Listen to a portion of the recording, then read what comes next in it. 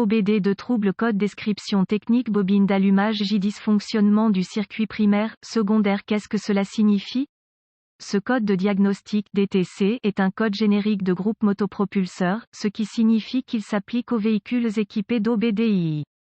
Bien que génériques, les étapes de réparation spécifiques peuvent varier selon la marque, le modèle. Le système d'allumage COP, bobine surprise, est ce qui est utilisé sur la plupart des moteurs modernes. Il y a une bobine individuelle pour chaque cylindre qui est contrôlée par le PCM, module de commande du groupe motopropulseur. Il élimine le besoin de fils de bougie en plaçant la bobine juste au-dessus de la bougie. 2 fils sont dédiés à chaque bobine.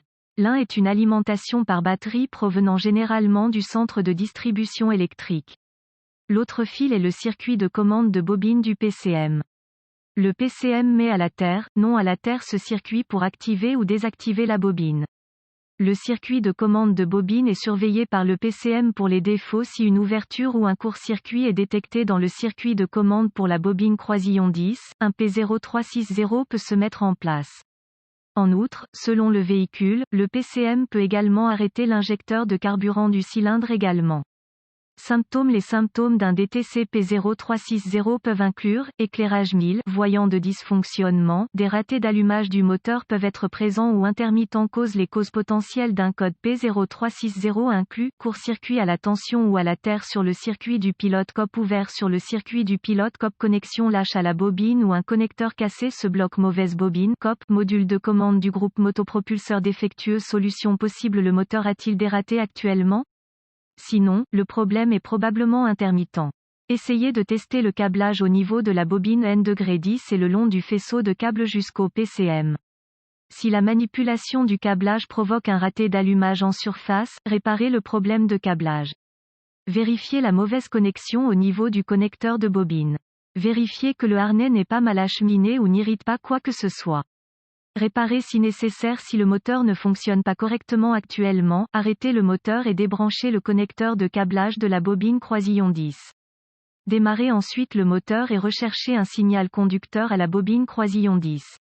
L'utilisation d'une lunette vous donnera un modèle visuel à observer, mais comme la plupart des gens n'y ont pas accès, il existe un moyen plus simple.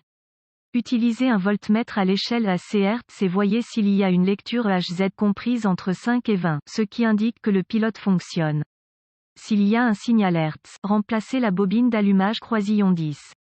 C'est probablement mauvais. Si vous ne détectez aucun signal de fréquence du PCM sur le circuit de commande de la bobine d'allumage indiquant que le PCM met à la terre, non la mise à la terre du circuit ou s'il n'y a pas de motif visible sur l'oscilloscope si vous en avez un, laissez la bobine déconnectée et vérifiez tension CC sur le circuit d'attaque au connecteur de la bobine d'allumage. S'il y a une tension importante sur ce fil, il y a un court-circuit quelque part. Trouvez le short et réparez-le. S'il n'y a pas de tension sur le circuit d'attaque, coupez le contact.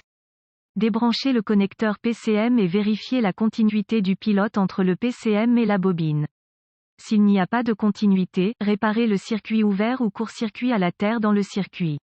Si la continuité est présente, vérifiez la résistance entre la masse et le connecteur de la bobine d'allumage. Il devrait y avoir une résistance infinie. Si ce n'est pas le cas, réparez le court-circuit à la masse dans le circuit de commande de la bobine. Remarque, si le fil de signal du pilote de la bobine d'allumage n'est pas ouvert ou court-circuité à la tension ou à la terre et qu'il n'y a pas de signal de déclenchement vers la bobine, suspectez un pilote de bobine PCM défectueux.